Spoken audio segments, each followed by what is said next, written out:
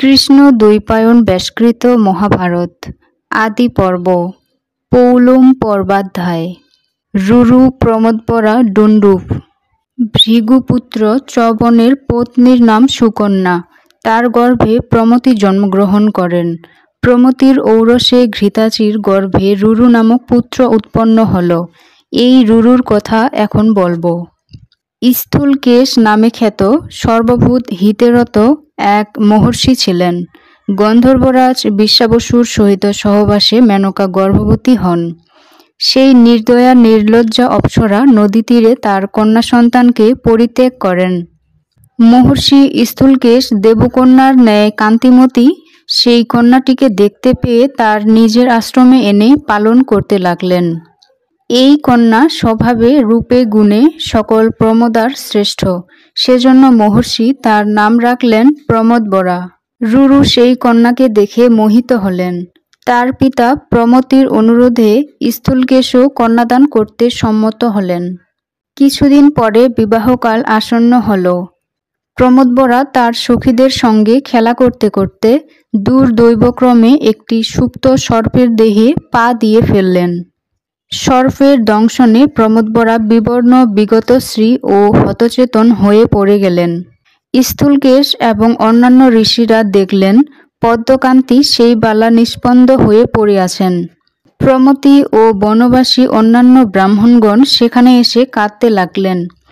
শোকার্ত রুরু গহন বনে গিয়ে করুণ স্বরে বিলাপ করতে করতে বললেন, যদি আমি দান তপস্যা ও গুরুজনের সেবা করে থাকি, যদি জন্মাবধি ব্রত পালন করে থাকি, কৃষ্ণ বিষ্ণু ঋষিকেশে যদি আমার অচলা ভক্তি থাকে, তবে আমার প্রিয়া এখনই জীবন লাভ করুন।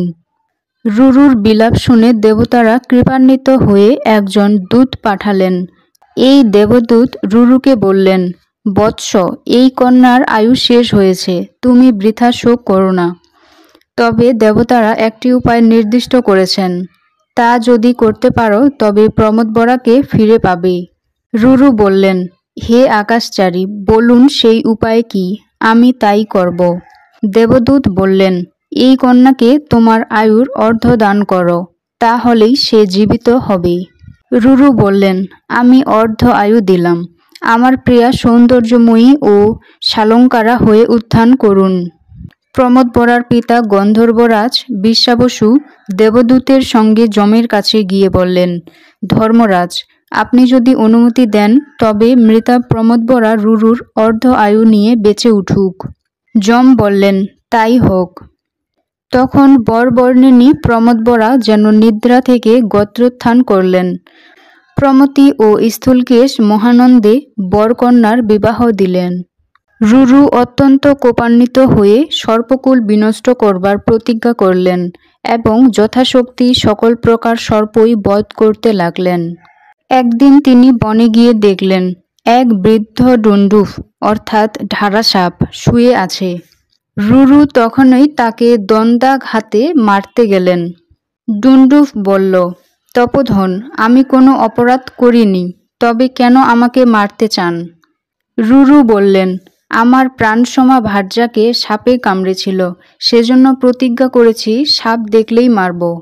ডুন্ডুব বলল, যারা মানুষকে দংশন করে তারা অন্য জাতীয়, আপনি ধর্মজ্ঞ হলে ডুন্ডুব বধ করতে পারেন না। রুরু জিজ্ঞাসা করলেন, ডুন্ডুব, তুমি কে? ডুন্ডুব উত্তর দিল, পূর্বে আমি সহস্রপাত নামে ঋষি ছিলাম। খগম নামে এক ব্রাহ্মণ আমার সখা ছিলেন, তার বাক্য অব্যর্থ।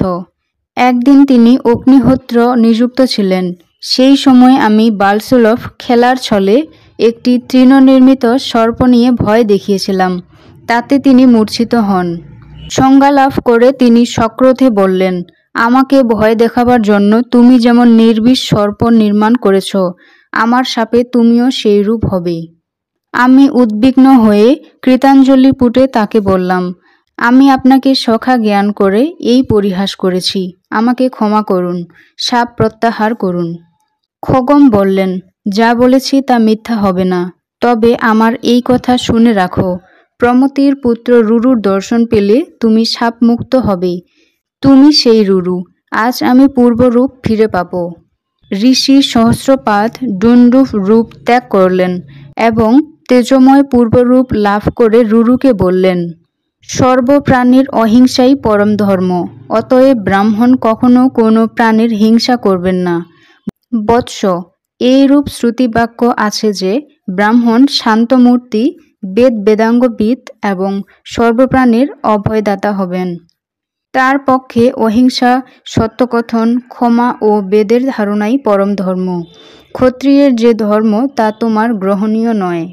তারপর সহস্রপাদ বললেন, দণ্ডদান, উগ্রতা ও প্রজাপালন ক্ষত্রিয়ের ধর্ম।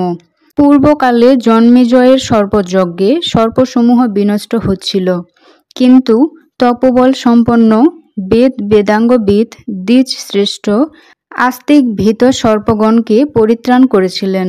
রুরু সেই ইতিহাস জানতে চাইলে সহস্রপাদ বললেন, আমি এখন যাবার জন্য ব্যস্ত হয়েছি, তুমি ব্রাহ্মণদের কাছে সব শুনতে পাবে। এই বলে তিনি অন্তর্হিত হলেন। রুরু তাকে চতুর্দিকে অন্বেষণ করে পরিশ্রান্ত ও অবসন্ন হয়ে পড়লেন। তারপর আশ্রমে ফিরে এসে পিতার নিকট সর্পযজ্ঞের বৃত্তান্ত শুনলেন।